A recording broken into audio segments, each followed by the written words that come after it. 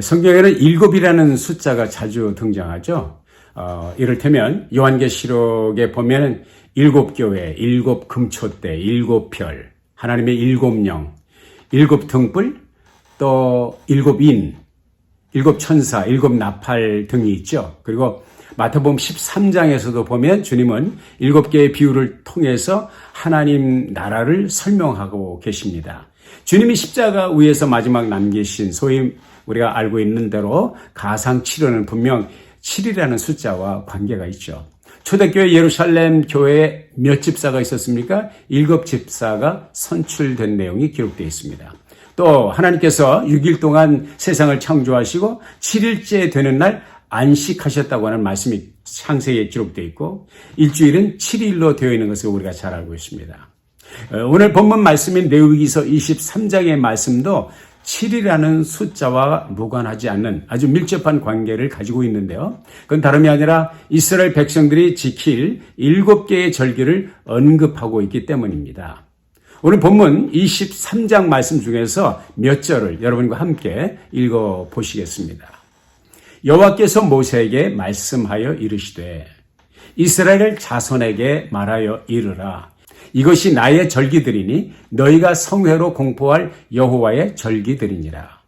첫째 달 19날 저녁은 여호와의 유월절이요.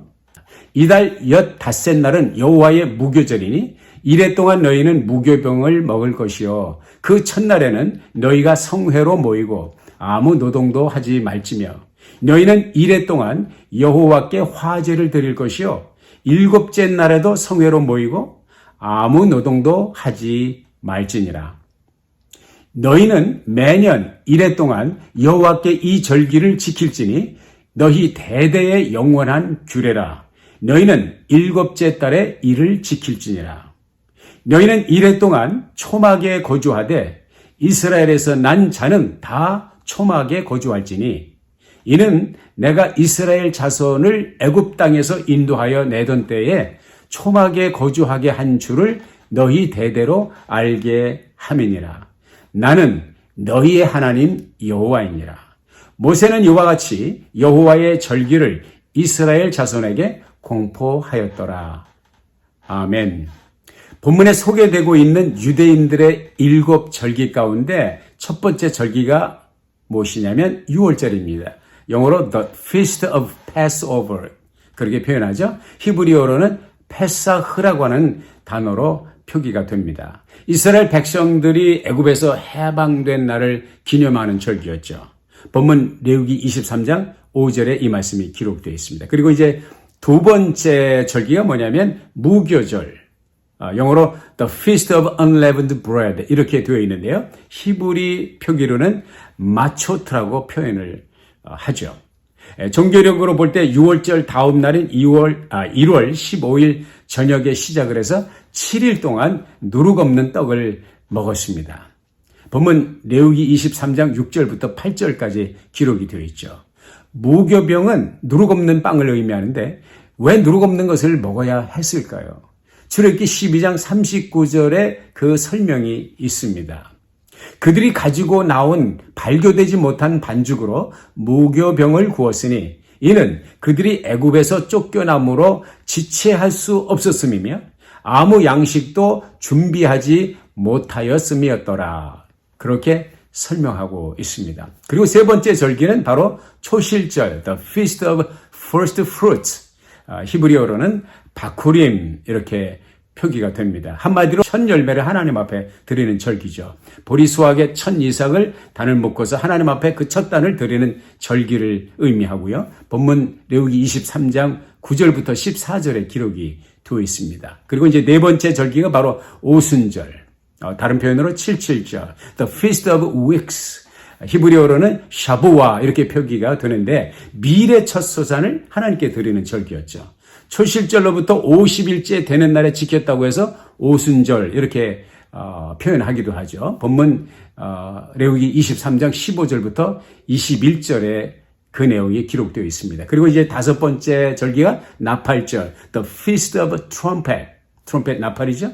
히브리어로 로샤샤나 이렇게 표현합니다. 나팔은 이스라엘의 역사 속에서 여러 가지 용도로 사용이 됐습니다. 양각 나팔을 길게 불면 모든 수많은 백성들이 한 곳에 모였고요. 또 하나의 나팔을 길게 불면 군의 지휘관들이 한 곳에 모였습니다. 또 때로는 짤막하게 비상 나팔을 불게 되면 군대가 그 신호를 받아서 행진을 하기도 했고요. 이렇게 이제 다양한 이유로 또 용도로 부는 나팔 중에는 하나님의 절기의 시작을 알리는 나팔이 있었어요. 그것이 바로 나팔절 절기에 불었던 나팔인 것이죠. 그리고 이제 6번째 속죄일, The Feast of Atonement, 히브리어로 욤 키프 혹은 욤 키프르 이렇게 표현하죠. 종교력으로 볼 때 이제 7월 10일에 지켰는데요. 이스라엘 백성의 모든 명절들 가운데 가장 엄숙하고 성스러운 절기로 지켜졌다고 알려지고 있습니다. 이는 하나님께서 이스라엘 백성들의 죄를 용서하신 날을 기념하는 그런 뜻깊은 기쁨의 날이기도 했습니다. 그리고 마지막 절기인 초막절, 7번째 절기 초막절, The Feast of Tabernacles, 히브리어로는 수코트로 표현되는데요. 종교력으로 7월 15일부터 일주일간 출애굽 이후 40년 광야 생활 동안에 지켜주신 하나님의 은혜를 회고하며 감사하는 그런 절기였습니다. 광야에서 장막을 치고 지냈던 것처럼 또 이렇게 장막에서 지낸 그런 절기인데 일종의 추수감사절로도 볼 수가 있죠.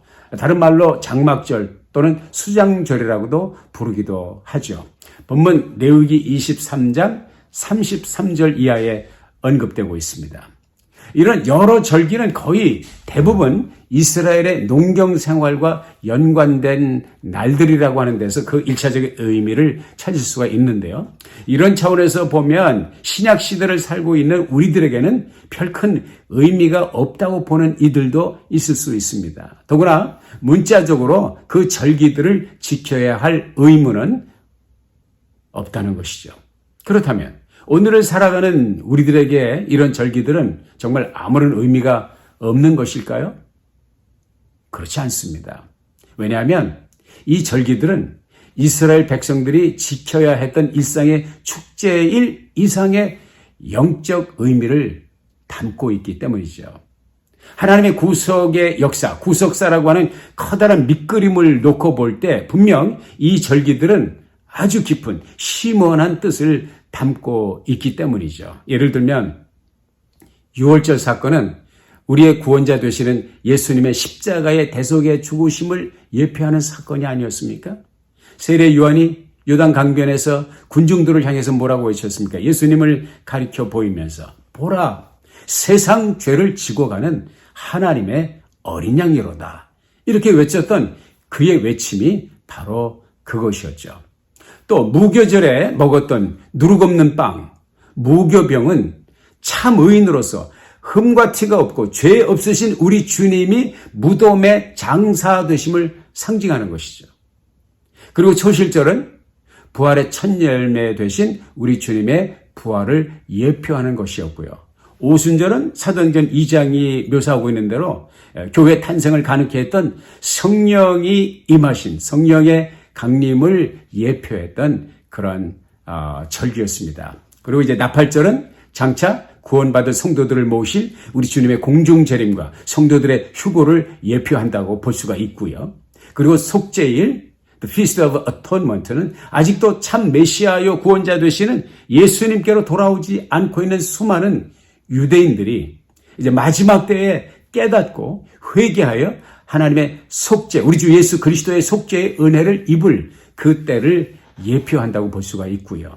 그리고 이제 마지막으로 초막절 또는 수장절은 알곡과 가라지를 갈라 심판하실, 가라지는 거두어 불사르게 단으로 묶고 알곡은 곡간에 들이듯 하나님의 왕국으로 인도하실 그 마지막 때의 심판을 예표한다고 볼 때에 오늘을 살아가는 저와 여러분들의 삶과 결코 무관하지 않다는 것이죠.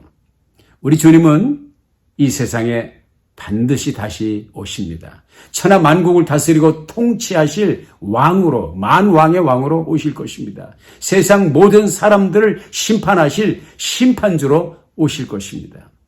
오늘 우리 주변에는 날마다 전쟁과 난리의 소문과 천재지변 그리고 수많은 사상자들의 소식들을 접합니다. 점점 각박해지는 인심을 우리가 읽습니다. 우울하게 하고 불안하게 하는 이 많은 뉴스들이 난무합니다. 이 모든 일련의 현상들은 무엇을 의미합니까? 성경대로 예언된 대로 주님이 다시 오실 날이 가깝다는 것을 하나님께서는 확성기로 우리들에게 말씀해 주시고 계시다는 거죠. 분명 마지막 날은 세상 사람들에게 가공할 심판의 날이 될 것입니다. 하지만 우리 믿는 저와 여러분에게는 희망의 신학자 몰트만이 말한 대로 참 희망의 날이 될 것입니다. 그 희망의 메시지를 안고 오늘도 그리고 내일도 승리하는 여러분 모두가 될 수 있기를 소망합니다. 기도하겠습니다. 하나님, 주신 말씀 마음에 아로새기고 또 묵상하게 하시고 또 성령의 감동을 따라 때로 생각나게 하시며 우리의 삶에 접목할 수 있는 은혜가 있게 해주세요. 우리 모두가 마지막 때를 승리로 살아내는 참 승리자가 될 수 있도록 축복해 주세요. 예수님의 이름으로 기도했습니다. 아멘.